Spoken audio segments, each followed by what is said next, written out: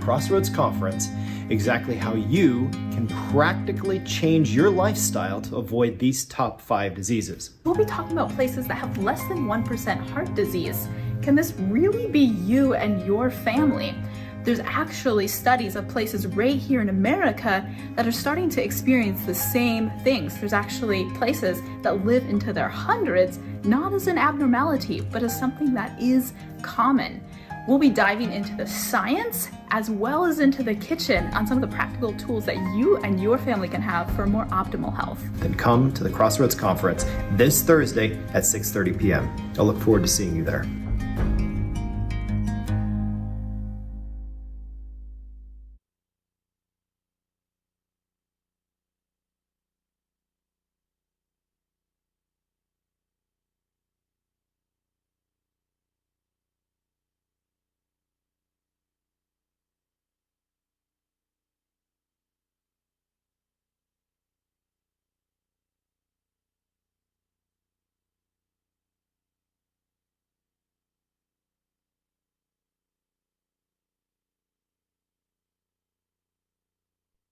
Does it feel like the world is falling apart?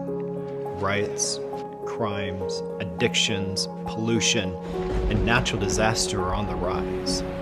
With heightened political polarization and religious confusion and racial tensions, a person can't help but wonder, what will the world be like for the next generation? I'm Phil Mills, host of the documentary Light Unshackled.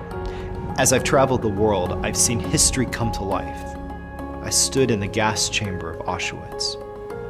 Where was God in the face of unimaginable pain and suffering? I walked through the ruins of the sugar plantations in the Caribbean. How long will it take before we understand that all men are created equal? I've seen the bombed out remains of buildings left as memorials of World War II and wondered, where's our world headed? Bible prophecy pulls back the curtain and reveals the future. Join me at the Crossroads Conference, where we'll discover answers to these important questions. You can have hope and confidence for the future. Register to receive your free seat at crossroads.to. I hope to see you there.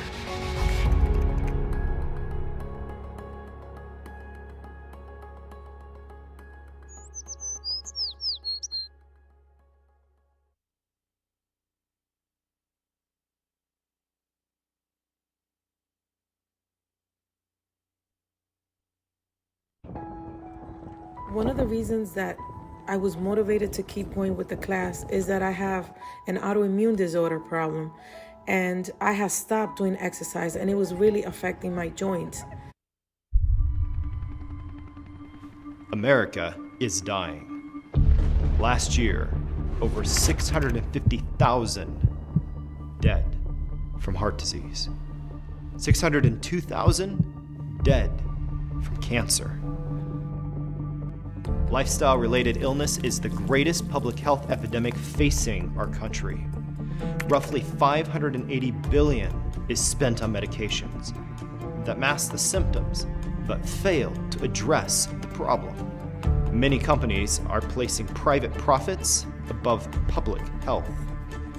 Some have estimated that 95% of all Americans will be overweight in 2 decades. What if everything we've been taught is wrong? The fundamental problem is very few are talking about it. But all of that is changing with the Crossroads Conference in Lansing, Michigan, bringing together medical experts from across America, presenting solid, scientific, and biblical answers. Being healthy is possible. You hold in your hands the opportunity to change. What will you do?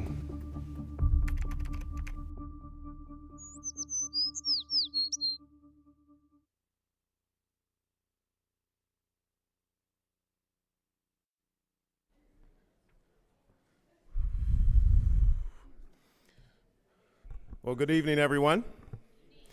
We want to welcome all of you to Crossroads. You've heard much about it, My name is Alex Fitzpatrick, and I get the opportunity and pleasure to be serving as your MC during this series. So welcome to all of you. I'm glad you made it out. And I think you'll be in store for a real treat from this day moving forward as we walk through this whole program and this whole series, which I believe you will, again, be thoroughly informed and blessed. And I think you'll be able to walk away this evening with some good information. And I think when it's all said and done, you'll probably come back and see us again on Thursday night, and then on Saturday night, and then back again on Tuesday, and so on and so on. So I think you'll be in store for a real treat here. At this particular time, what I'm going to do is I'm going to invite Phil Mills to come up, and what he's going to be able to do is kind of talk us through what's going to be happening, and over the next 5 or 10 minutes here, and then a list of the speakers who will be presenting and the information that they'll be talking about. So Phil, welcome, and Thank you. Pleasure to have you. Thank you very much, Alex. Good evening, everyone. Good evening. It is good to see each one of you here. I know we have a number still out in the lobby making their way in, and we're glad they're coming in. But I'm going to invite a number of others to come up here. This is a unique conference, Alex, that we're doing here. It is. And we've been working on this for probably 2 or 3 years, and I'm very excited to see that we're finally coming to the place of starting this.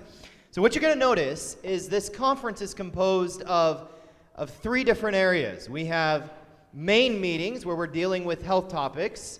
Those are Tuesday night, Thursday night, and Saturday night. And we'll be looking at tonight, disease and its treatment. Thursday night, we'll be looking at lifestyle, how you can change your lifestyle to achieve the optimum health. And then, of course, Saturday night, we're going to be looking at some of the unique dimensions of prophecy and how those impact our lives and how we can have confidence in the future, not just in our health, but also in every other dimension of our life. So those are the 3 main meetings. But in addition to the main meetings, we also have breakout sessions that we're doing as well. And those are going to hit a number of different areas. And you'll notice we have several people that are up here that have joined me that are going to talk about each of those different breakouts. And someone may be saying, hey, how can I do all of this? Because there's a number of breakouts, and you'll find them in that nice welcome packet you got, by the way. How many of you got the welcome packet? Anyone get that welcome packet? I see a number of your hands up. Get that welcome packet out, and we're going to be going through the different things that are inside that. There's not really probably possible for you to do all of that we have, but there's going to be each one of us have different areas that we're interested in. And you're going to notice that we touch on a number of those different areas. So let me pivot to Renovate Health. So if you're in your packet, you're going to see this flyer here that's got 8 weeks to health. I'm going to invite you to grab that. And Dr. Azelton, tell us about Renovate Health and what's happening there. Well, Julie and I are doing this 8-week, actually all 3 of us are involved with this 8-week health program. And I'm really excited about it. I walk through the grocery store, and sometimes I have conversations with people, actually really fun conversations, and it's like, what on earth is healthy? Maybe I should get these chips instead of potato chips, or I don't know, but oh wait, it has a lot of salt in it, and oh, like, wait, pasta, but oh wait, that's really high in carbs, maybe I shouldn't do that, and I just don't know what can be all healthy or not. But then my doctor, maybe your doctor just diagnosed you with diabetes, or you had a heart attack last year. And actually, Julie, we've seen people dramatically change during this 8-week program to health, that some of these diseases can actually be reversible or greatly improved. Julie, what exactly is involved in all this 8-week program? Okay, so I'm going to tell you about the Renovate Health program. It starts this Sunday, and it begins with a lifestyle evaluation. So we'd have you come in the morning, and we do some blood work and some other measurements to determine your health. And then over the next 8 weeks, there'll be 20 classes, and you're going to learn how to live your optimal life. This will include personalized lifestyle counseling from our own Dr. Azelton right here, and a culinary starter kit, a personalized exercise program with Mr. Kittleson here and Mr. Hyde, cooking demonstrations and samples, engaging in lectures and material, and of course there'll be plenty of people going through the program with you who will support you along the way. This will integrate everything that you are learning to your home environment, and there'll be graduation at the end with a second assessment to check your blood work and see how you've improved. And after graduation, so you're not left wondering, well, now what do I do? There'll be an alumni program so that you can continue the support and continue your learning with each other. Awesome, that's really exciting. I'd encourage you to stop by the Renovate booth just out in the lobby afterwards. We've seen some pretty incredible results, weight loss, sleeping better, feeling better, as well as greatly improved numbers. We're going to actually hear from some of those people on Thursday night. So that's really interesting. So just so I understand what we have here, we have the main lectures that are happening Tuesday and Thursday, and we're going to be covering health pieces, but then on Sunday, there's, for those who really, 35 slots, I believe, is what we have, for those who really want to take it to the next level and address type 2 diabetes, lose weight, address any high cholesterol they have. That's what Renovate Health is about. Is that correct? Wonderful. Thank you, Dr. Kim. Really excited about that. Thank you, Julie. So the informational session is tomorrow. I almost forgot to tell you about it.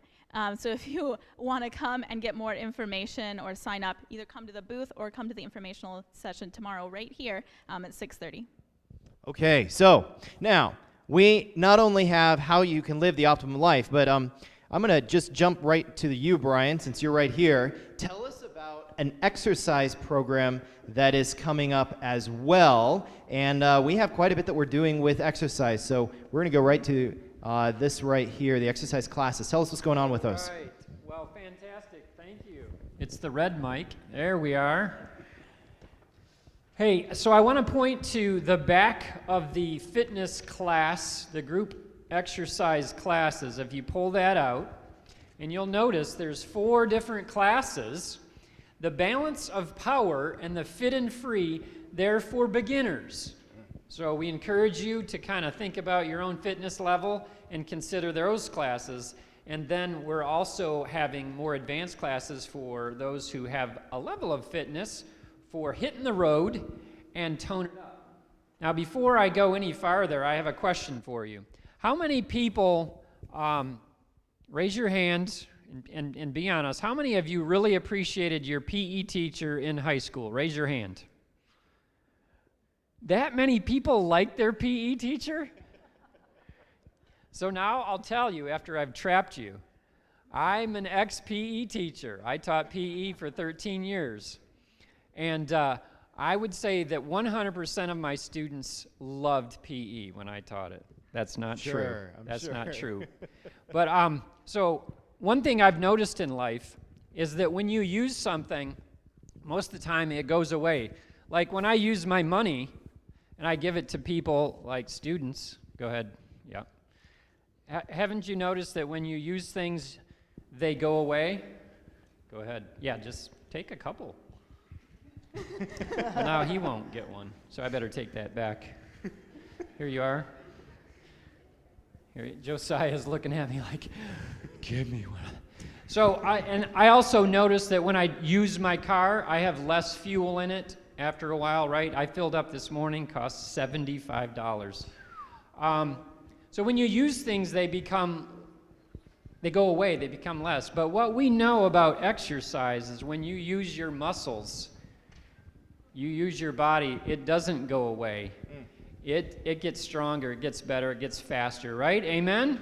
That's good. And hopefully your high school PE teacher taught you that. If he or she didn't, come to one of our many classes, and you'll be able to interact with an ex-PE teacher, myself, or we have Nathan Hyde also, who's an exercise physiologist, and he will be helping you with your personalized plans. But remember, exercise is an incredibly important part of a healthy lifestyle. We look forward to seeing more of you. That's good. And Brian, just to mention one other point, if I can, we will also have, with Nathan Hyde, over 200 personalized exercise points for you to be able to sit down for free with someone and work out what's your best exercise plan. So, are you noticing we want to invest in your health? You can say yes. Amen. That's something we want to walk away from this conference with you achieving optimal health. Now, you mentioned gas. How many of you have noticed how high the gas prices have gone up? How many of you have had to have some conversations like my wife and I have had to have about looking at, you know what? We're going to have to reallocate some of our budgeting now to deal with this because things are going up in price. Have you noticed? So one of the things we're doing is we've also set aside, how many of you have heard of Dave Ramsey Financial Peace University? We're offering a Financial Peace University Monday nights, and Paul J. Cokes will be running that. And if you would like to take time to focus on your health, I think he has 15 slots available, maybe 20, where you can sit down, go through that Financial Peace University course, and be able to get a better handle on your finances if you don't right now. So again, we've got health, we've got exercise, we've got the financial piece, and then the last piece that I want to touch on as a breakout class is what's going to be happening Wednesday night. Wednesday evening, we're going to be taking time. There are some that have a real interest in understanding where we're headed prophetically. Saturday nights, we'll be looking at some of the big picture pieces about what's going on in the world and what's happening in our society. But on Wednesday nights, we're going to have a smaller classroom style where we're really going to dig deep into the Word of God, look at those amazing prophecies that give us hope and surety about where we're headed. So if that's an interest to you, mark your calendar next Wednesday, not tomorrow, but a week from tomorrow. So when is it? A week from tomorrow at 6:30, we'll be starting our Digging Deep class, and we'll be looking at some really powerful topics at that time when we get to that point. If you have questions, we have a question box in the back that you can put your questions in there. If you have children, we have children's programs that are going on downstairs, and Kim Krushka is running that, and I know that the kids are really going to enjoy their time down there. I'm going to invite Jericho to come up and join me, and one last thing, tonight's a lot of orientation. Normally we're going to have a lot of interactive things taking place, but tonight I want to give you an overview of what's happening. Jericho, what is taking place for people and how are we building their library in the area of health and spirituality? Tell us about what's going on. Yeah, so what we want to do is we don't want to just give you a lecture that you can hear and then be like, okay, that was a great presentation and what can I benefit from it? Okay, that's great. We want to build your library, not just your spiritual library, but your health library as well. And we want to do it in a way that as an incentive that encourages you to come back. So, if you come back, I have a list up here, and at any time you guys can come and look at some of the resources that we have here. And I have a list here of gifts that you guys can receive, and this is not just a giveaway as in only one person gets it. Anyone who achieves what's on this list will be able to receive the free gift. So, if you attend 3 nights, how many nights? 3 nights, you get this incredible little book called Hope for Troubled Times, where the author, Mark Finley, walks through some amazing principles of how we can have and find hope in these troubled times in America. Then, so that's, in order to get this book, how many nights do you have to attend? Just 3 nights. You attend 3 nights, and you can receive this free book. Then, the next one is 5 nights. If you attend 5 nights, you can get this incredible DVD called Ancient Health that walks through some of the biblical principles found in how to improve your health. How many nights to receive this DVD? 5 nights. This DVD could be yours. Moving on, 8 nights. You get this book, Habits That Heal. This book is an incredible book that walks through some of the principles of some of the longest living people on the planet and some of the principles that they practiced that you can also incorporate into your lives. How many nights do you have to attend to receive this gift? 8 nights. Anyone who comes 8 nights will receive this free gift. And then, so that was 1 spiritual and 2 health books. Our next book is a spiritual book, 12 nights. How many nights? 12 nights. There's this really incredible resource that helps understand and breaks down the books of Daniel and Revelation. And it's often said that the books of Daniel and Revelation are the hardest and most difficult books to understand and to study. This book will help break down those principles and help us to understand what's found in the books of Daniel and Revelation. And so how many nights to receive this book? 12 nights. You come 12 nights, this resource is yours. Again, we're wanting to build your spiritual library and your health library. Another book, Secrets to Wellness. Wellness is an acronym, and I'm going to read it for you. These are 8 principles, an acronym for 8 principles to build your health. Drinking water, exercising, having love for not just fellow men, but for God as well. Lifestyle, nutrition, environment, sunshine, and sleep. These are 8 principles that walk through how to have a healthy lifestyle. And it's a really incredible resource by Mrs. Finley. So, how many nights to receive this? 14 nights. 14 nights. 14 nights, this book can be yours. I have 2 more to go through. If you attend 16 nights, there's this incredible book, and this is probably one of my favorites. It's called The Great Controversy.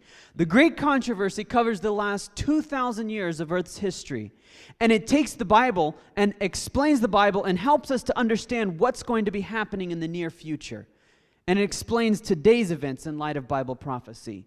This book is definitely one of my favorite. In order to receive this book, come 16 nights, and this book is yours for free. How many nights? 16. 16 nights. And last but not least, if you attend 19 of the 21 nights, how many? 19. 19 of the 21 nights, we will give you one each, or one of either one or the other, of this family Bible or this family Bible. You'll receive one, your choice of one or the other family Bible, autographed and given to you as a free gift. Who wants to receive one of these Bibles? I see several hands being raised. I was looking at these myself, and I was like, I might just want one for myself.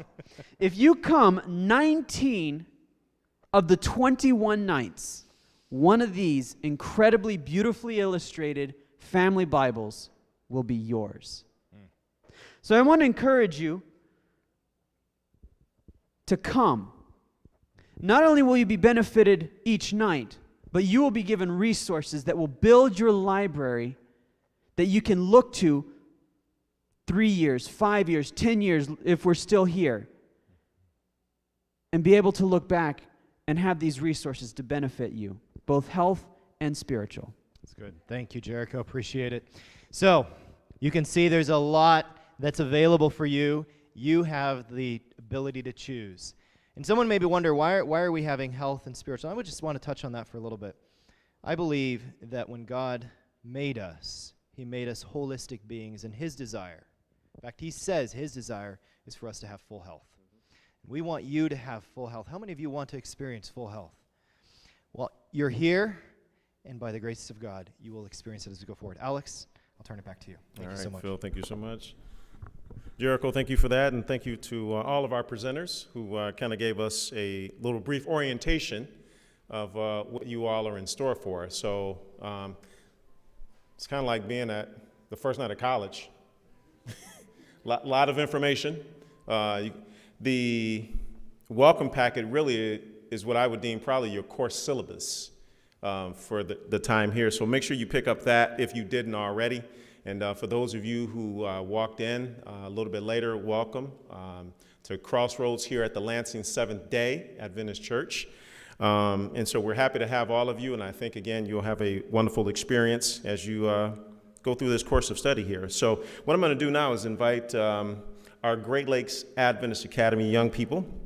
This is a young folks from a boarding academy that's about an hour and 20 minutes north of Lansing here.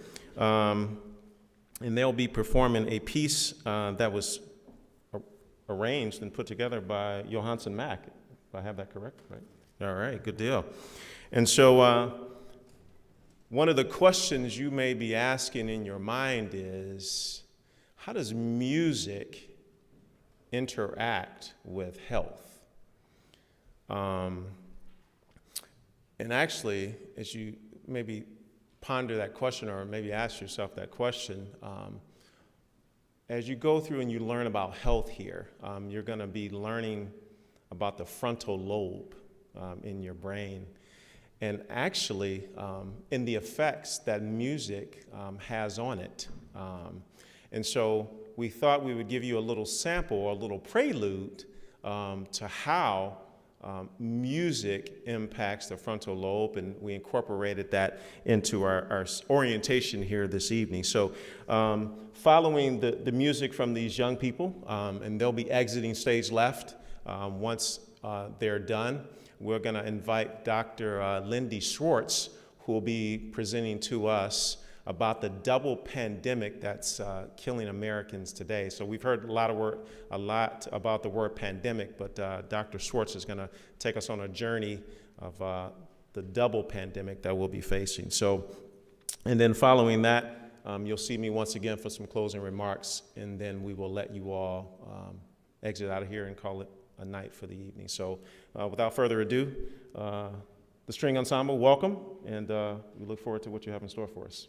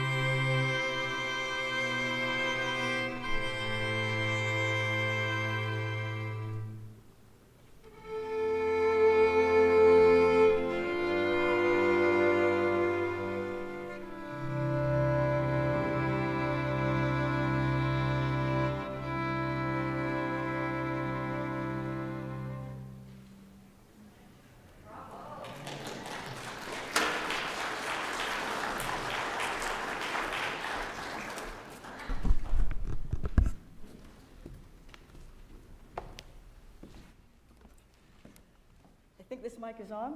Yes, it is.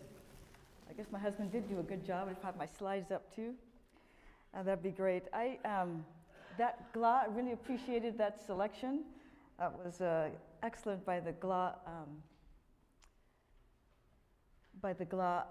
Looks like it's changed a little bit. Oh, that's just me up there. But anyway, GLA is a kind of a hybrid school, I guess, because it used to be 2 other academies, and they did a really nice job. Appreciate that. I do want to thank the organizers of this seminar.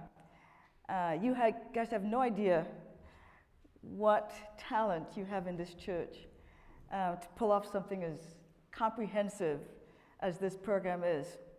I appreciate Phil Mills and Dr. Azelton, who have put so much work into this. I know that the team is huge, and I just pray that things go really well. This is going to be a blessing for the community, and I think that's where we need to be.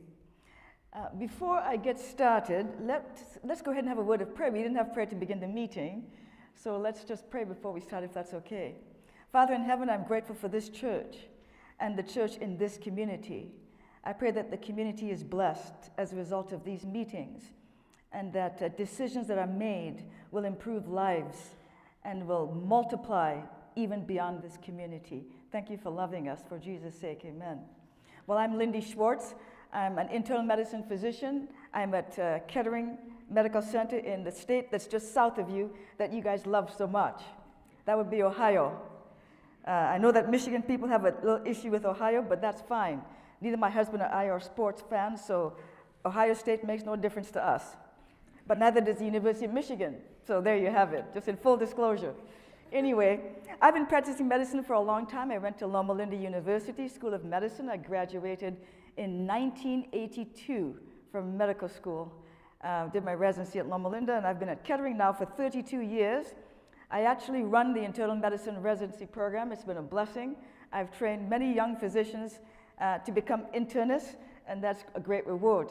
One of my favorite things to talk about is, because I've had so many hilarious experiences, is lifestyle. And I teach my residents lifestyle medicine because nobody really does in an organized fashion. And so I'm going to share with you some stories and some of the scientific literature. What we're talking about tonight is America's double pandemic. Not so much about COVID, because that's one of the pandemics, but the pandemic that existed before COVID, which was an issue related to lifestyle. I've given this talk before, this food as medicine, and I believe that food is medicine. The best medicine one can take is food, good food. And so we're going to talk about that tonight and why that's so important. If you look at the 10 leading causes of death in this country, 7 of them are prevented by dietary choices. I don't think that most people appreciate the magnitude of their food choices on health. If we understood how much what we eat affects our health, I think we would eat very differently. So for those who want to look at things like genes and even smoking and so forth, those things are harmful to your health, but even more harmful than that is our food choices. 45% of deaths are due to heart disease, strokes, and diabetes, and they are directly related to suboptimal dietary choices. And that's the reason this topic is so important. There's a group of global investigators. It's called the Global Burden of Disease Dietary Committee. And actually, this committee of scientists and researchers puts out material about every year. And they oftentimes assess in a broad way, try to quantify the attributable risk of what we choose to eat to certain physical conditions and diseases. These diseases are called non-communicable diseases. In other words, they're not spread person to person, but our own choices have made them happen. The headline, when this was published in 2019, was, "What we aren't eating is killing us." Now, wouldn't that get your attention? What we aren't eating is killing us? Wouldn't you want to know what we aren't eating that's killing us? And that's what this slide shows. So it shows here that dietary risks are responsible for 11 million deaths. This is worldwide, and 255 disability-adjusted life years. In other words, people aren't living the full, abundant life that God has created us to live. So cardiovascular disease was the leading cause of death, followed by cancers. And yes, cancers, even some types of cancers, lumped into the non-communicable diseases. What we are eating: whole grains, fruit, nuts in moderation, vegetables and seeds, and we're eating too much salt. So that's a very significant thing. Now, this I think should make everybody sit up and take notice.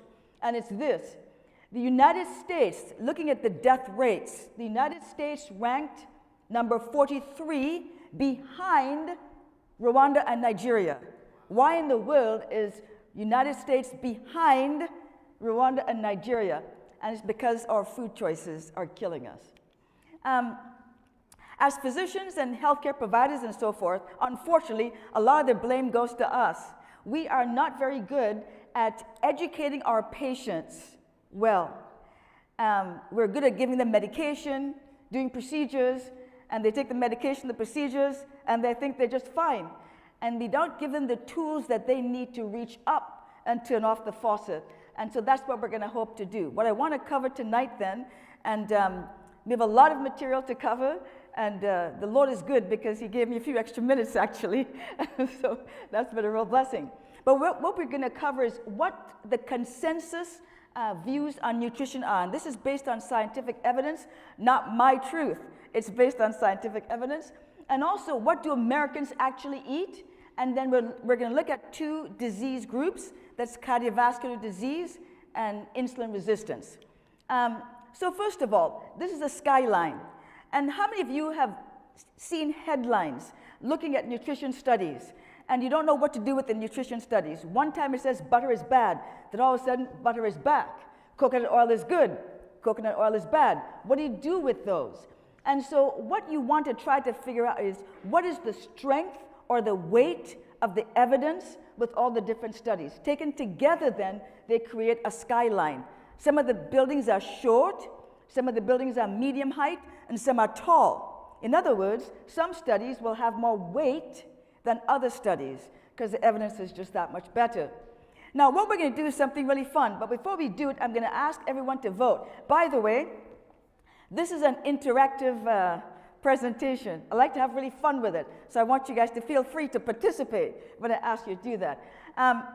So I'm going to give you a framework that I think is very helpful in terms of looking at nutrition, what we eat. And it's red box foods, yellow box, and green box foods. And we'll discuss those. So let me ask you a question. Green and red is easy. I want to see a show of hands. Every single hand needs to go up. If you don't raise your hand, I'm going to call you out. Okay, so this is it. When you're driving down the road and the light is green, it turns yellow, how many of you step on the brakes? Okay. How many of you step on the accelerator? All right, that group right there, I'm behind you saying, move, keep driving. But yeah, okay, so why is this significant? All right, the red box food. So what we want to look at when we look at this is, we want to notice that the red box foods are foods where there is broad consensus in the literature that these foods are definitely promoting harm. There is no evidence, really no evidence to suggest otherwise. The green box foods, there's broad consensus that these foods in the green box promote health. And there are no studies, practically no studies, that would refute that. Now, the yellow box foods are debatable. And that's where we have mixed evidence. Some say it's good, some say it's bad. And this is things like chicken. All my patients are so funny. I tell them, I want you to eat a plant-based diet. They say, okay, that sounds good. Can I still eat my chicken? And I say to them, which plant group is that in? I'm not kidding you. I've had some hilarious conversations with my patients. But anyway, so we're going to look at those yellow box foods. And then what I want to also notice is that most Americans prioritize their calories in the red and yellow box. That's where most Americans prioritize their calories. And what we want to do is try to figure out how to get people to prioritize their calories in the green box as opposed to those others. Okay, So the first thing we're going to look at this red box group of foods initially here before we proceed to the specific diseases. Processed meat. Processed meat can be white meat or, I'm a vegetarian lifelong, brown meat. Does that make sense?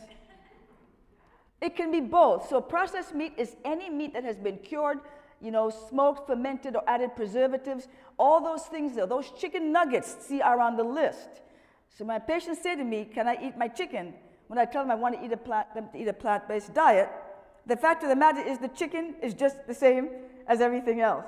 So that's what processed meat is. And all those processes will be processed meat. Red meat. Scientifically, pork is not a white meat. It is a red meat. How do we know that? Red meat basically is any mammalian muscle meat, and when exposed to oxygen, it's full of myoglobin, and when it's exposed to oxygen, it becomes oxymyoglobin, which really has very carcinogenic. So beef, pork, lamb, goat, all that kind of stuff is red meat. Now, added sugar is fairly self-explanatory. I'm yet to try to figure out if honey is different than white sugar. I am told in the literature there is no difference. My mom used to tell me that honey was fine, and brown sugar was also fine. And I say it's not, it's all the same stuff. But anyways, but added sugar is simple. What we're going to look at is refined grains, and I want to look at it this way. We're going to look at the anatomy of a grain. So a whole grain has three parts to it. There's the bran, the germ, and the endosperm, a very nutritional food. On the top part, you see all the whole grains. On the bottom are what we call pseudograins, because botanically, these are seeds, although functionally, they're grains, whole grains. So things like quinoa. Who likes quinoa? Okay, everybody loves quinoa. So we count that as a whole grain. Okay, so what is a refined grain? It is a grain that has been nutritionally depleted of the bran and the germ, which all the health-promoting stuff, if you saw that last slide, let me just back up 1 second so I make sure you saw it. If you look at that, the bran and the germ has all the B vitamins, the fiber, the minerals, the phytochemicals are all in that. The endosperm is fairly nutritionally depleted. So when you look at if you look at a whole or a refined grain, you see it's depleted of all the good stuff. Okay, here's my first question. I want to see a show of hands. Who would go to the grocery store and buy this loaf of bread? Okay, who would not buy this loaf of bread? How many hands went up? Let me see. Keep your hands up if you said yes. Okay, I'm going to ask a question. Who wants to volunteer? Why, if you volunteer, you get a prize. I have prizes. Those who said they wouldn't buy this loaf of bread, why wouldn't you buy it? It doesn't have whole grains. How do you know that? Because it doesn't say whole grain. It doesn't. Okay, now you get this loaf of bread. I brought this all the way from the Dorothy Lane Market in my hometown. If somebody can deliver this, or you can come get it. Wonderful. This is a whole grain bread. It's 100% whole grain artisan sprouted wheat. Thank you. Congratulations. So let me tell you what this is. This is a marketing trick. By the way, I just pulled this picture off the internet.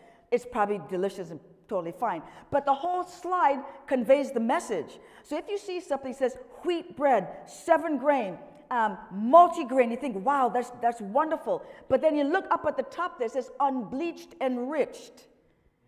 The first word should be whole. Anytime you buy anything, it should be whole. I had a hilarious experience one time in the grocery store. This poor lady, she didn't know what to buy in the grocery store. For some reason, she picked me out as someone she could talk to and ask me all kinds of questions about beans, and then it was the cereal aisle, and it was bread and all kinds of stuff. And I said, ma'am, it just needs to say whole, and you can buy it. And so just remember that. It needs to say whole. All right. Now, carbs. The one thing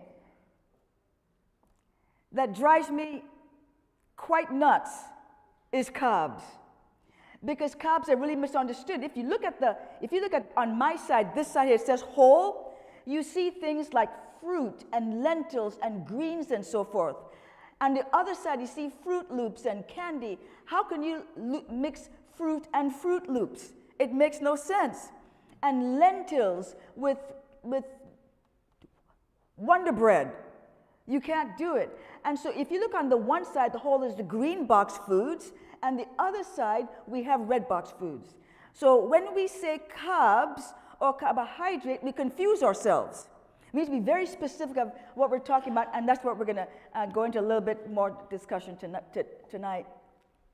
Then there's ultra-processed foods.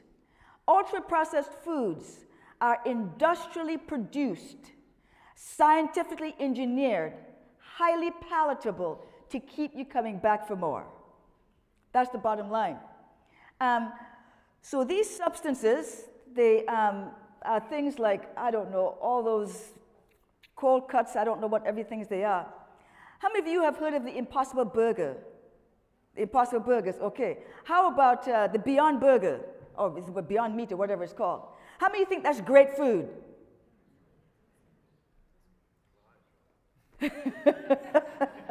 Remember what I said? These foods are industrially produced. They are highly palatable. Now, just to say something, there was an article that was published in the Journal of the American Medical Association. It came out on October 22 of 2020. October 22. Some of you know what October 22 is, a great disappointment. The article is disappointing. It says that food is not any good. So just remember that those plant-based meat alternatives are not necessarily health food. Be very careful. All right. Now this is very interesting. This is a study. There's a group of nutrition scientists, the Dietary Guidelines Advisory Committee. They meet every 5 years to advise the Department of Agriculture on what Americans should eat for the upcoming 5 years. This group meets every 5 years, like I said, and they met last in 2020. The upcoming meeting will be in 2025. When they release their findings are published in a document that's over 800 pages long. And so I get it online, and I review it online, and they said what they've been saying now for some time, which is a diet higher in plant-based foods. And by the way, these are not, necessarily people of faith. They're scientists, and they're looking at the evidence, and they're coming up with this information. So a diet higher in plant-based food, such as vegetables, fruits, whole grains, legumes, nuts, and seeds, and lower in calories and animal-based foods is more health-promoting and is associated with less environmental impact. So you see where the group is going. They're concerned about the environment, but we're concerned about our health for other reasons. And I believe the greatest reason to have good health is so that we can hear the voice of God as we read His Word. Now, there was something different about this particular committee this year that met in 2020, and that they had 2 additions. And you can begin to see why these additions were made. The 2 additions were this: consider the role of the gut microbiome, that's the bacteria in your gut, in future guidelines. And they said in 2025, this issue needs to be addressed. I'm going to touch on this a little bit as we go forward this evening, but I'm going to touch on that a little bit later. And then secondly, they said they need to examine the relationship between nutrition and immune function. Now, begin to think about when this was published. This was published in 2020. What was going on in 2020? That's COVID, right? And COVID directly impacted this particular statement, and that's why this was done. So this paper was published this was a perspective that was published just last month. Can a plant-based diet help mitigate COVID-19? And this was a response to a paper that was published at the end of 2021, Diet and COVID-19. Considering, for example, all the findings of the Global Burden of Disease group and the effects of COVID, this was published. So first of all, it was in the framework of the emergence of Omicron. So that was coming on the scene, and that particular variant, as we all knew, was resistant to the vaccine to a significant degree. The hypothesis was that the effectiveness of the vaccine could be due to chronic conditions such as central obesity, coronary heart disease, high blood pressure, smoking, high lipids, type 2 diabetes, and chronic lung disease. And so 600,000 participants were involved. eating a healthy plant-based diet, there was a 9% reduced risk of COVID-19 and also a 41% decreased risk of severe COVID. Additionally, there were 6 countries involved in this, and all the healthcare providers that were giving care to these patients, that had significant exposure to these patients, had a 73% lower risk of moderate to severe COVID-19. Having said that, that global burden of disease study that I showed you said that a diet that is low in fruit, vegetable, whole grains, etc., high in red meat, are currently probably one of the major global risks to health. And that's probably why this came up. So in order to tackle the challenges of COVID-19, lifestyle risk factors such as smoking, physical activity, and most of all, poor diet must be addressed. So I just found it really interesting. If you looked at COVID, for example, the risk factors for COVID, severe COVID, were very similar to those for cardiovascular disease. So it's fairly intuitive that that would be the case, that there is a connection between what we eat and the immune system. And so I think that is really important. Now, I know you can't see this very well. I was trying to find a particular picture I could not find. But if you look at human lifespan from the beginning of time at creation until now, what you'll find is a significant decline in longevity. The oldest man who ever lived, this is a trick question. Who is the oldest man that ever lived? I heard something. Wow, you guys are bright. You said Enoch. That's true. It's Enoch. He's the oldest man that ever lived. The oldest man that ever died was Methuselah, somebody else, one of those guys. But anyway, so if you go from like 960-something years, and now people are living, they think 70 is great. I have patients in the hospital that tell me, well, you know, I'm old, I'm 55. And I'm like, what? You're kidding. You're supposed to live forever. But anyway, if you look at that lifespan, what was the difference between, you know, Methuselah, etc., and us now, and even at the time of Noah? From Noah, it just went plummeted down in age. It was the change in diet. At the beginning, at creation, God prescribed the diet, and departure from that diet because of necessity resulted also in decreased lifespan. Michael Pollan is a food writer, and he said, eat food, not too much, mostly plants. So what is a plant-based diet? Is deriving the majority of your calories from these green box healthy foods, and it doesn't have to be 100%, but 80% to 100%. That's what it is to eat a plant-based diet. We'll talk about the Mediterranean diet first. The Mediterranean diet, there were a group of people, and it was in Greece, Crete, and southern Italy. They were discovered to have incredible longevity while they had poor access to health care. They also had very few non-communicable diseases, no chronic diseases. So people began to wonder, what are these people, what are they eating that makes them have all this great success? And my slides just disappeared.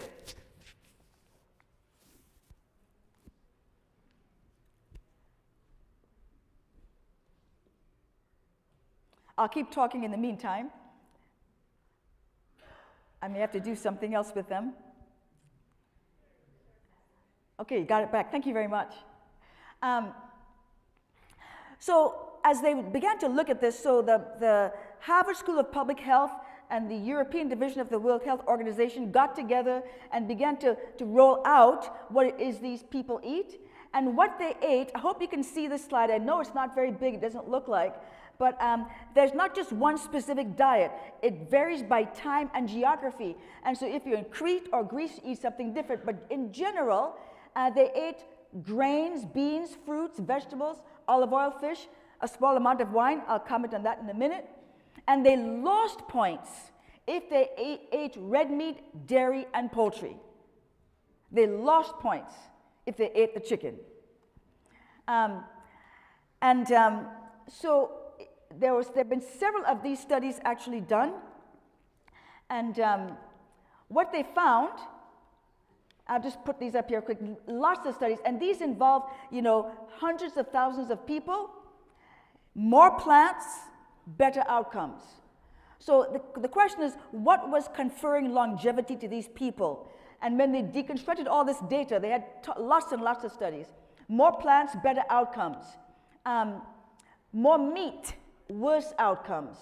And actually, the fish, the olive oil, and alcohol were not conferring the primary benefit. In other words, as much as they want to talk about the wine and the olive oil, whatnot, that's not what was conferring the primary benefit. Now, here's a quiz. Which of the following is the #1 source of calories among Americans 2 years old and up? Sugar sweetened, I want to show of hands after I go through the list. Sugar sweetened beverages, desserts, breads, bagels, and rolls, cheese, or cheese products. Who thinks A? Okay, a lot of hands on A, all right, okay. How about dessert? You raised your hand. Okay, one hand went up, all right. How about breads, bagels, and rolls? Some people think that. Cheese and cheese products, all right. You get these blueberries. Now, these aren't just any blueberries. So the lady right there, yes. So I hope you like blueberries. Now, these aren't just any blueberries. These blueberries are from the Dorothy Lane Market. They're the sweetest. These blueberries are so sweet. She's sitting there right there, Brian. They're so sweet, I cannot just eat one or two. I eat the whole box. Then I look for the second box. So that is that if you eat one blueberry, you'll eat the whole thing in one night, believe me. But that's the right answer. The right answer is dessert. Now here's another fun one. So I'll just put this one up because if you're 2 years old up, #1 source of calories is grain-based desserts, okay? What's #2? I'll put that up. It's bread. Not bad bread, but it's mixed grain bread and white bread and rolls and stuff like that. Now here's another question. What is #3? Any guesses what #3 is, where we get our calories from? I heard cheese. Anything else? Wine?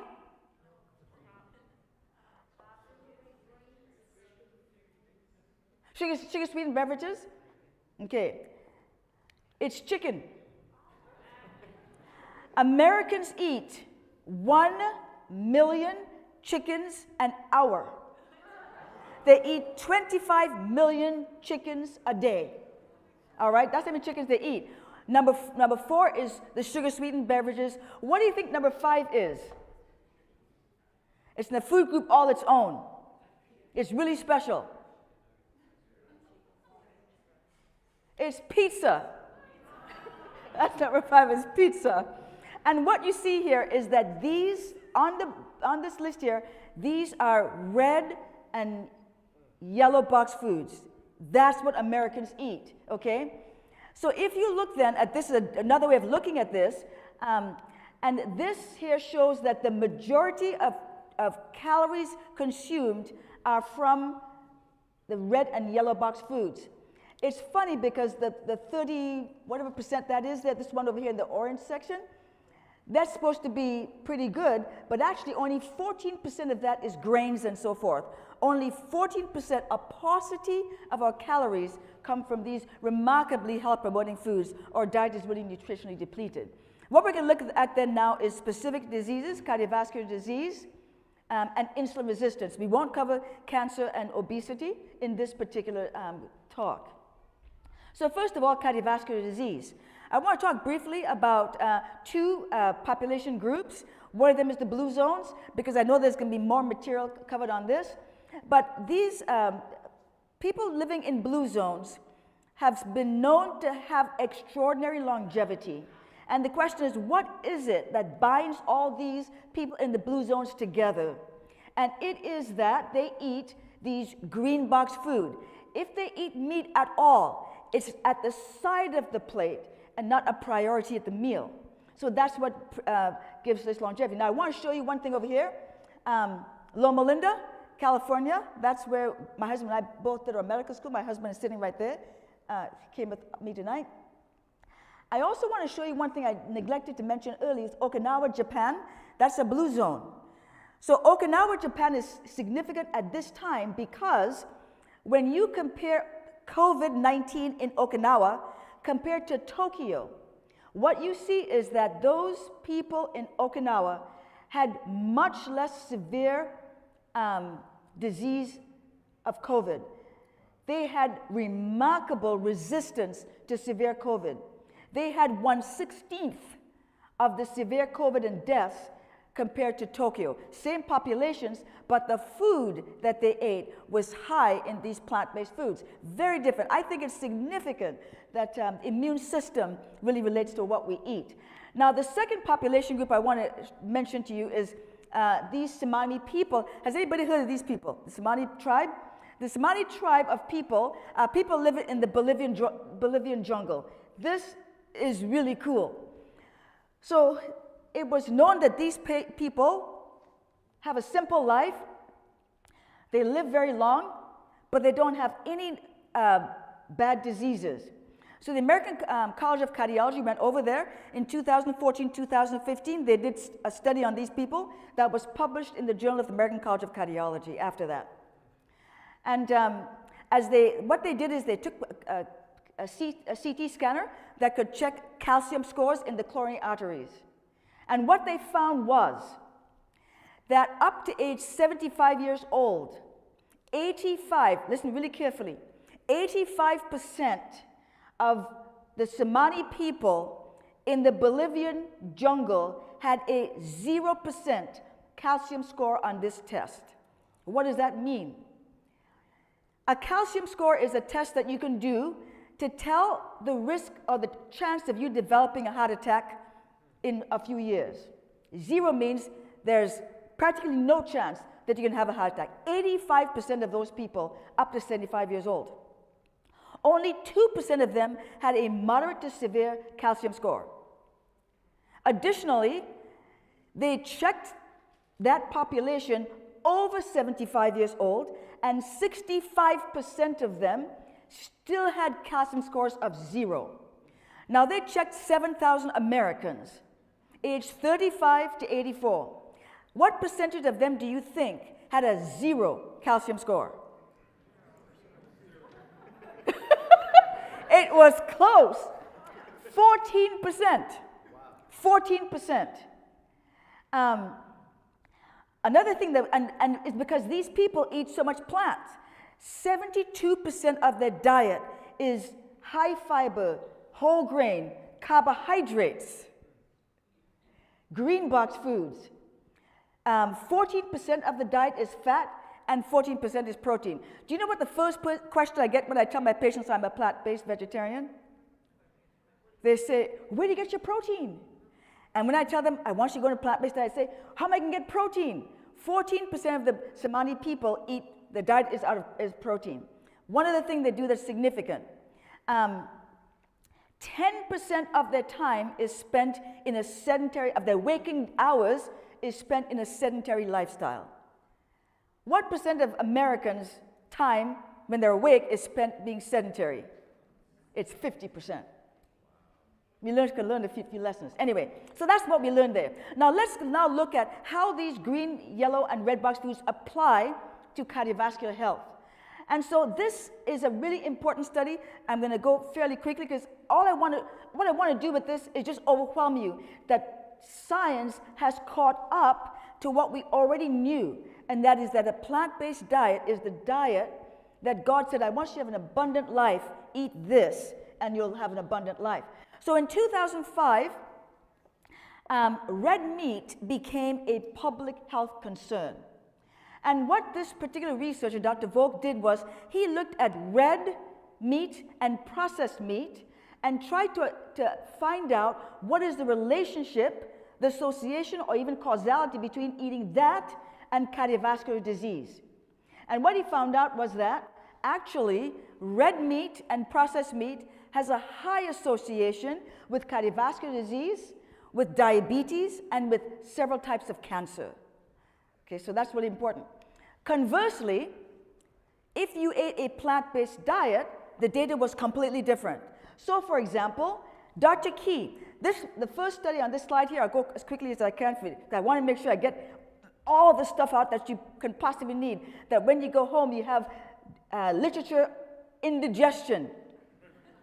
So Dr. Key is from Oxford, He's an epidemiologist.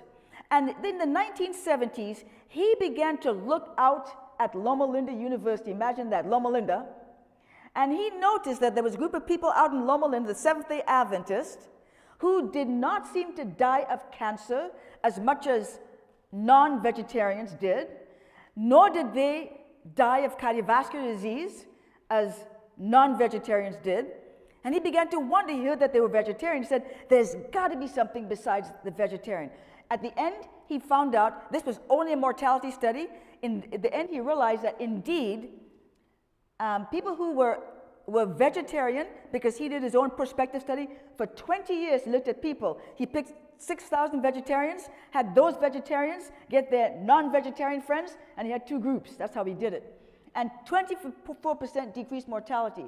Dr. Huang went even further in his study, 29% mortality. He also discovered they had 18% less cancer risk and eating a plant-based diet. And then the incidence of ischemic heart disease was 32% less in these populations. So the question is, what is it about the meat that causes a problem? Why is this an issue? This relates to remember I told you there were two things that group was going to look at in 2025 related to the gut microbiome. An article was published in an incredibly exquisite journal, Nature, in 2011. It was the first article of its time to connect the gut microbiome and cardiovascular disease. In other words, bacteria in the gut somehow causing cardiovascular disease. It turns out that indeed, what you eat can destroy you, very literally. So whatever you eat informs your gut, what kind of bacteria is going to inhabit your gut, and how it'll handle your food. That's basically what happened. So if you look at this, it's not just sporadically eating something, but it is a habit, long-term habit of what you eat that informs your gut microbiome. If you look at the gut microbiome of somebody who's a plant-based vegetarian opposed to someone who eats meat, they're vastly different, totally different. So what happens here? So if you look at that, at the top of the slide, it has what looks like a steak, there's some cheese and some eggs. There are two different substances. One of them is called phosphatidylcholine. That is associated with the cheese and the eggs, and with the red meat is L-carnitine. So you eat those kinds of food, you ingest that, your bacteria in your gut will metabolize it into a substance, TMA, trimethylamine. It goes to your liver, it goes through a process, and becomes a toxic substance called trimethylamine N-oxide. That is a bad substance, TMAO. And this study was actually done at the Cleveland Clinic. It was funded by the NIH, and many papers since that time have been looking at this thing and have recognized, yes, this TMAO substance is dangerous. It accelerates the rate at which you get cardiovascular disease. And it causes all those things, it says TMAO affects, all those things are what cause your blood to get thick and clot and give you a heart attack or a stroke. And TMAO does that. On the other side of the picture, you can see what happens. You die, you get cardiovascular disease, congestive heart failure, and all kinds of things like that. But TMAO. And it's interesting because at the Cleveland Clinic, they decided to try to do a study to get vegetarians to eat a steak. And they said, no, we're not going to eat a steak. So they gave them L-carnitine pills and tried to check then to see if they had TMAO being produced, and they didn't. And that's because it's the lifelong habit, the long-term habit of eating this food that causes TMAO to be formed in the gut. So that's oops, that happened again. Oh, there it is. Okay, so the gut microbiome and health. 70% of your immune system, I don't know what it says. Wish I've had my computer up here, huh? 70% of the immune system lies just beyond your gut wall. That's what it says, I believe, yes. There are 39 trillion bacteria in your gut. Who knew that? That's a whole lot of bacteria in your gut. Okay. The diet we consume informs what kind of microbes live in your gut. Either the microbes that your body forms because of your food you eat, they will either help you, heal you, or they will harm you. And that's the reason that's so important. So an animal-based diet causes inflammatory bacteria to emerge, and these bacteria produces things like the TMAO that I just mentioned. Now, has anybody heard of probiotics? Probiotics. Okay, now let me ask you a question. This is probably probing too much. Does anybody take probiotics? Okay, let me tell you something. Every person here takes probiotics. All of us I take probiotics. What is a probiotic? If you look at the thing, if you buy something like yogurt or whatever, it has a bunch of bacteria listed there. Probiotics, really, the best probiotic that you want is formed by your prebiotics. And that's what I mean by we all take probiotics. Because those prebiotics is the food that informs the gut what it needs to take. So whatever food you eat will produce the probiotics. If you ate good food, you have to take probiotics because you're already taking the right stuff. So the prebiotics inform what the probiotics are going to be because all it is just microbes, that's all it is. And then the postbiotics are the compounds produced by all those gut bacteria. So it's really important. What you eat is what produces the bacteria that's in your gut. Now, there are two dangerous aisles in the grocery store, and I've seen so many temper tantrums in the grocery store. Wherever there's color and there are children, there are problems. So look at this slide right here. And there's a beautiful array of color as you look at all these cereal boxes. And there's so much sugar in cereal you can't believe it. And this slide is to tell me I don't want to overlook sugar as we talk about cardiovascular disease. There are three things that we're going to look at: added sugar intake, and then something called glycemic load, which I'll explain. But this first study was done, and that one was done looking specifically at how much sugar you eat, and then the cardiovascular impact of that. How many people die? And what was found out was, now listen very carefully, what we found out was this: if you ate 10% to 25% of your calories from sugar, there was a cardiovascular impact. You died from a heart attack or congestive heart failure, whatever. And that was only about, a 30% increase. As opposed to if it was more than 25% of your calories from sugar, it was a 275% increase. Okay, so I looked at the article very carefully, and it was broken in at the 10 to 25%, it was broken into quintiles. The first quintile was 7.4% of my calories from sugar. There was really no impact from that. That's fine. 11%, that's still fine. By the time you got to 15%, it went up to 23% chance of a heart attack from that sugar. And by the time you got to 19%, it was 50%. Over 25%, the risk of having a heart attack was significant eating sugar. So that's a very significant thing. And then glycemic load. Glycemic load is something really important. It has to do with when you eat certain specific types of food, 50 grams of that, how much does your blood sugar go up? That's what it's looking at. So the higher the glycemic load, in other words, the more the food increases your blood sugar, the more dangerous it is. Which means it's better to eat a food that's high in fiber content, like fruit, even though it has fructose and glucose in it, because the blood sugar rise is slower. The glycemic index, glycemic load, is lower. What does it do? The high refined carbohydrate diet, it raises the plasma fats, basically. The healthy cholesterol is decreased, that's the HDL. The bad cholesterol goes up. The lipid profile becomes a very dangerous kind of profile, and so that's what you want to avoid. This was just published last year, about not quite a year ago, looking at the same thing. And this slide is just to show you that if you eat on the Wonder Bread which will give you, and by the way this is calculated is called by a bread scale, white bread. That's how they calculate the glycemic index. So the Wonder Bread is bad. The apple is good. Not all carbohydrates are bad. All right. The recommendation from the American Heart Association is that women can eat up to 6 teaspoons of sugar a day. That seems, if you took 6 teaspoons and put it on the kitchen counter, you'd be like, I don't think I want to eat that. It looks really bad. Men can have 9 teaspoons of sugar. Over that, you're in big trouble. And so the question is, so far as cardiovascular disease is concerned, the question is, how much do I have to eat to gain benefit?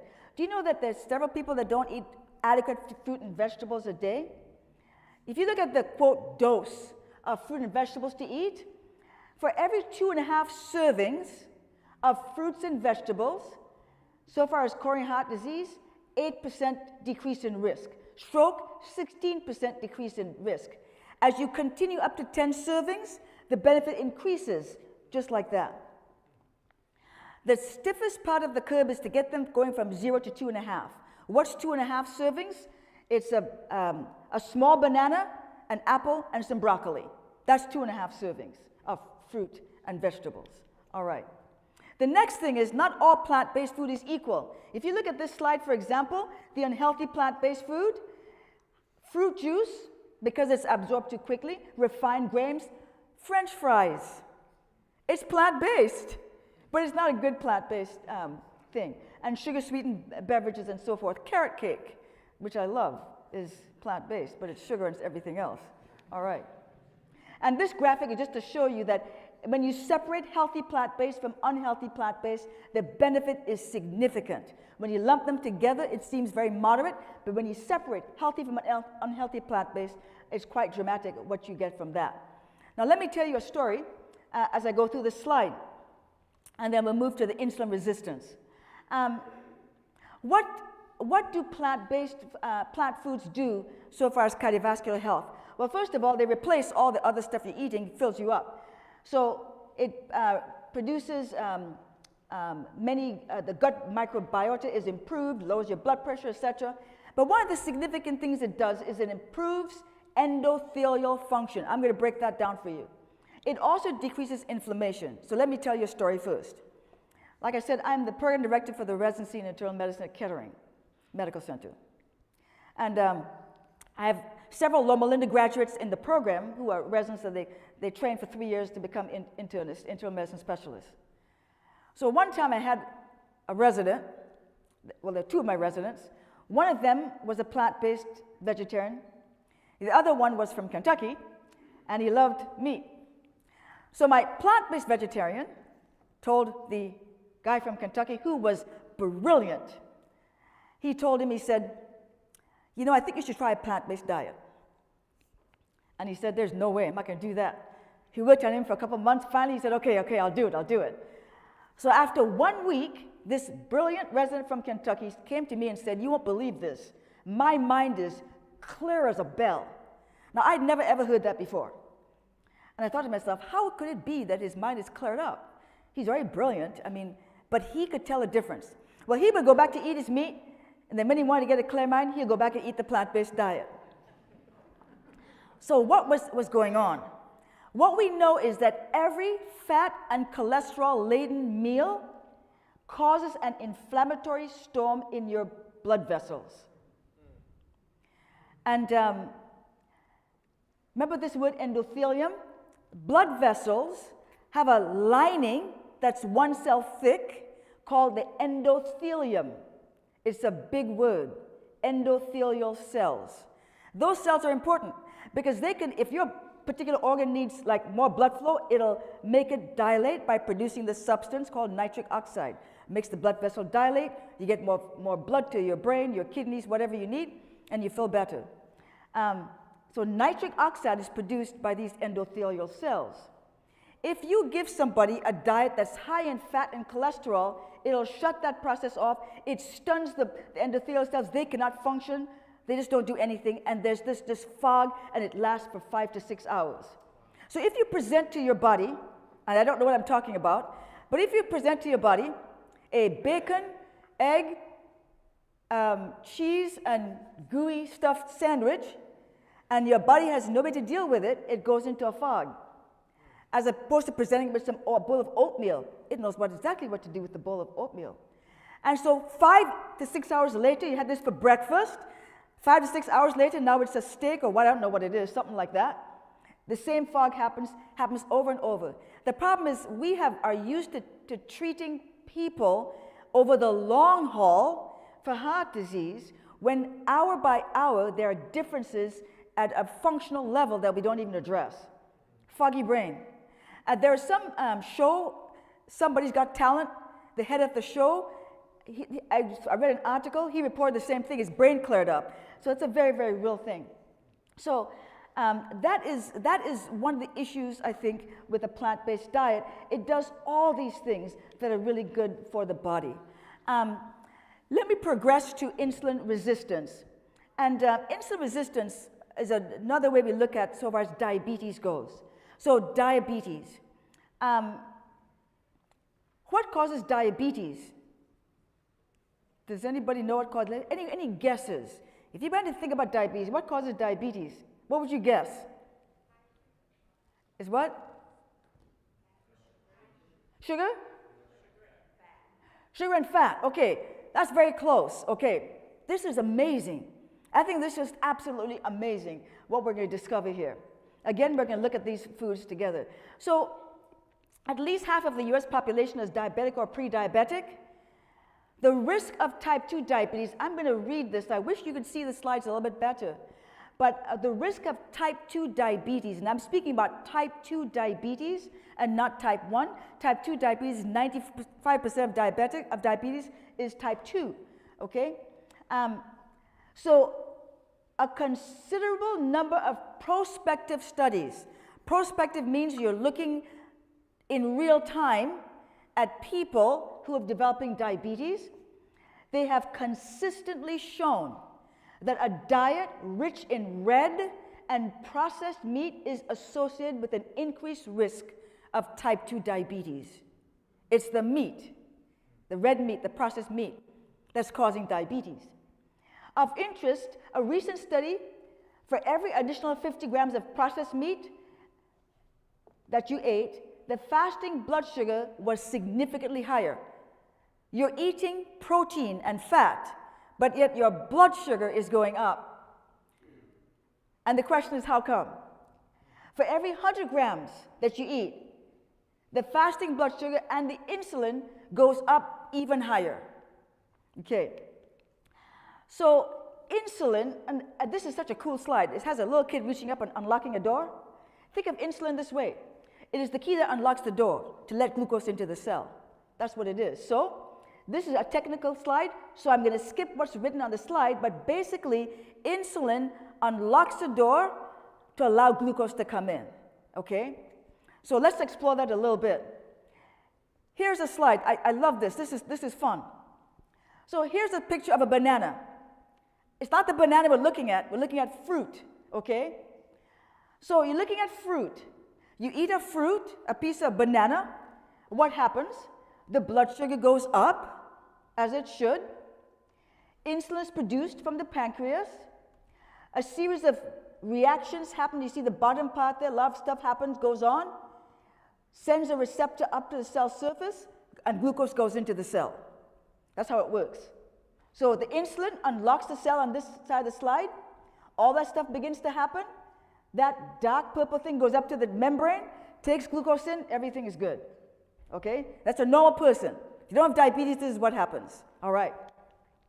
Let's say, though, somebody has insulin resistance. What we're trying to establish is, why is it that red meat causes a problem with diabetes? It seems like it does not connect. Okay, so you eat the same banana. A diabetic eats the banana.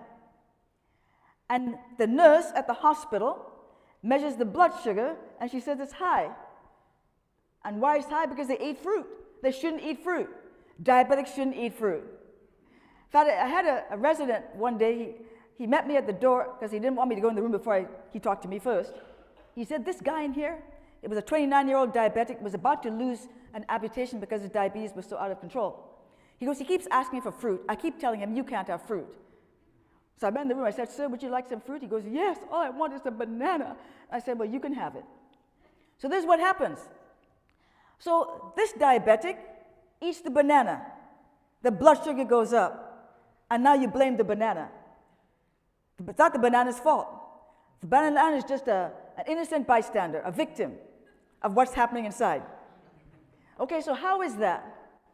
It turns out that there are some specific fatty substances that when you eat the red meat and so forth, they build up inside the skeletal muscle cells and the liver cells. And it interrupts the process that allows that receptor. See those red X's? This whole process is not working. So when the diabetic eats the banana, the blood sugar goes up because the process has been hampered by fat buildup in these cells because of the meat. That's what's the problem. My patients hate when I tell them this. They say it couldn't be. I had a diabetic just the other day. He came in with a very bad case of a complication from diabetes. He told me he had already been hospitalized at another hospital down the road for the same condition a few weeks prior, still out of control, and he was told at that place, you need to eat protein, get some steak. And he filled his freezer with steak. I told him, you know what? You need to go and give that steak away because you can't eat the steak. It's going to kill you. So this is the exact mechanism that happens here. How do we know this? This is a paper from one Dr. Schulman from Yale, and he looked at what we call fat that's not where it's supposed to be. The technical name is ectopic fat.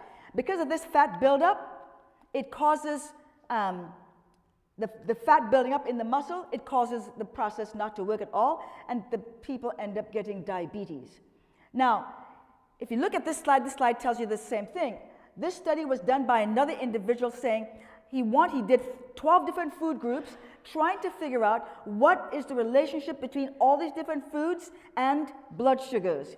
And what he found is spectacular. He found that processed meat and red meat, if you add those together, you get, 54%?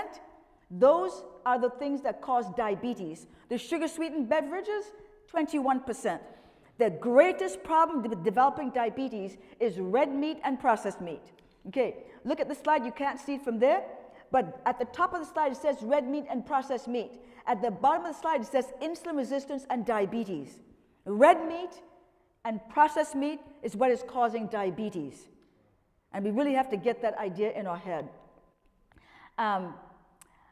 People have tried low carbohydrate diets. There's several studies in here that are listed. We don't have time to go through them. But basically, these studies were done looking at low carbohydrate, high protein, high fat from animal sources, high protein, high fat from plant sources. And the source of the protein is the problem, and insulin resistance is the result. So that's really important. That's what all these show. Now I'm coming to ask you another question here in a second. I don't want to leave sugar. Sugar does the same thing. Sugar can cause diabetes as well, either by obesity or causing fat to build up in the liver. Now, let me ask you this question. This is for points. No, this one's for points. I want you to get the answer correct. But here we have, what types of food are most protective against type 2 diabetes? Cruciferous vegetables, berries, whole grains, or fish? Someone said A? Okay. Who says B, berries? Okay, who says C, whole grains? Oh, 4 or 5 got the right answer. It's whole grains. And okay, so really quickly, just look at this. It's whole grains. The green bars, it's the whole grains. And why is that? There's a beautiful thing. It improves a lot of things, but one of the most significant things it does, it metabolizes the gut by the gut bacteria to short-chain fatty acids. Short-chain fatty acids are the bomb. They are amazing things. They do all these things listed here on the slide, but I want to go to another slide and show you this, what they do. The good bacteria transform certain types of fiber, soluble fiber, that comes from like whole grains and so forth and fruit, into what we call power manna. That power manna is short-chain fatty acids. The fiber increases the growth of healthy bacteria in your gut, as well as diversifying them. It reinvigorates the microbes, so they release this health-promoting substance, short-chain fatty acids. They prevent the growth of inflammatory pathogenic bacteria. People have said that your genes load the gun, but lifestyle pulls the trigger. How about this? Short-chain fatty acids disarm the gun and take it out of your hands. And that's what whole grains do, and that's how they work. Now, I want you guys to look at this slide very carefully. I want you to put your thinking caps on really carefully, because this is for the next bit of blueberries, and these are awesome blueberries. You need to have the blueberries. Somebody's got to get my other box of blueberries. Okay. I debated which slide to begin with. The one I showed you with the burger, with the cheese and everything coming out, and this slide. So I showed it to some people in my office, my assistant and a coordinator. I showed them this picture. I said, oh, I want to use this. I made this slide. I said, I want to use this for the first slide. And she goes, oh, good, healthy food. What is wrong with the picture? This was meant to represent an unhealthy food. It's not the bacon. I'll just give you the hint. Who could tell me what's wrong with the picture?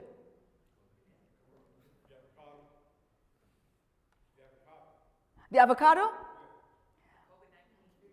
You're close. You're close. The avocado actually is good for you. We don't have time to discuss why, but it's good for you. It's not the egg.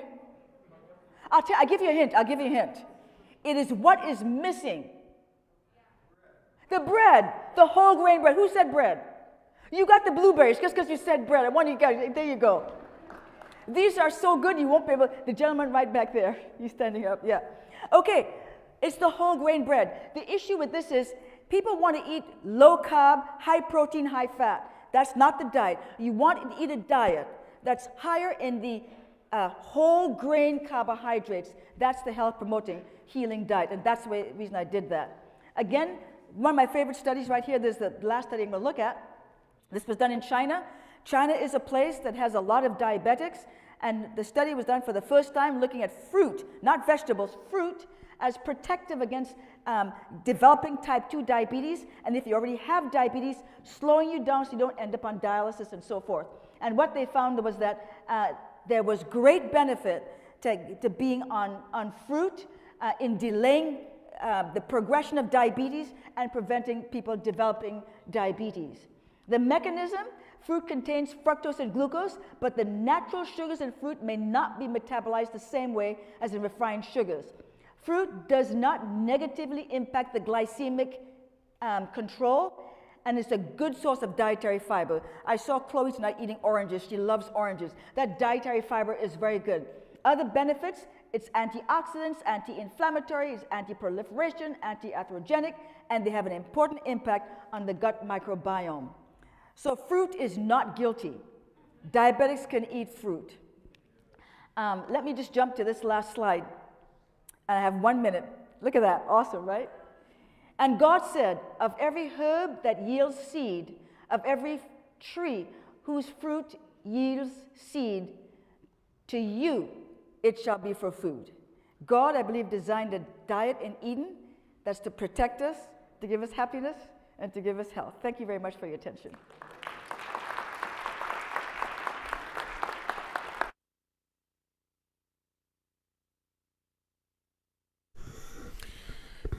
Dr. Schwartz, we thank you so much for the presentation. Did you enjoy that?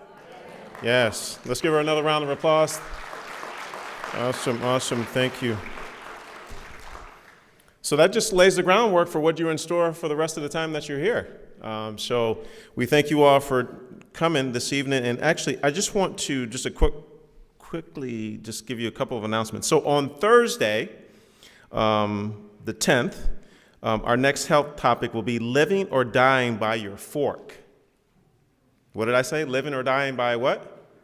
By your fork. And that will be presented by Phil Mills, Dr. Azleton, and Mandy Francis. So looking forward to having you all back there. And then on next Tuesday, March 15th, the title will be Cancer, Choice, or Chance. And that'll be by Dr. Nelson on next Tuesday, March 15th. So, and then that following Thursday, the 17th, The Inside Job, Mind-Gut Connection by Vicki Griffith. So looking forward to those presentations there, and then looking forward to having you all tell your friends, and then you all come back here. One other announcement I'd like to share is that if you had your lab work or you had a free assessment done on Sunday, your results are actually in the back, if you'd like to, at the Renovate Health booth. So as you exit here out of the sanctuary, the Renovate Health booth is on the left-hand side, so you can feel free to pick up your lab work or your free health assessment results when you leave here this evening. Outside of that, you all have your welcome packet, correct? So this is going to be your syllabus, so you can take a look at what else is on the agenda or on the syllabus here as we prepare to go through this. So thank you again, Dr. Schwartz. Let's have a quick word of prayer, and then I will let you all exit stage left here. Father in heaven, Lord, we thank you so much for Dr. Schwartz and this presentation about the double pandemic here that's going on, and Lord, the information we received here. I just pray that we would process this information and that we would look to make some type of change or moving forward as it relates to our health. Thank you for the blueberries that she handed out here this evening. And we pray that you be with each and every one as they exit here this evening, give them safe traveling mercies and a good night's rest, and allow us all to see another day of life tomorrow. In your name we pray. Amen. Thank you so much. Have a great evening. And again, thank you, Dr. Schwartz.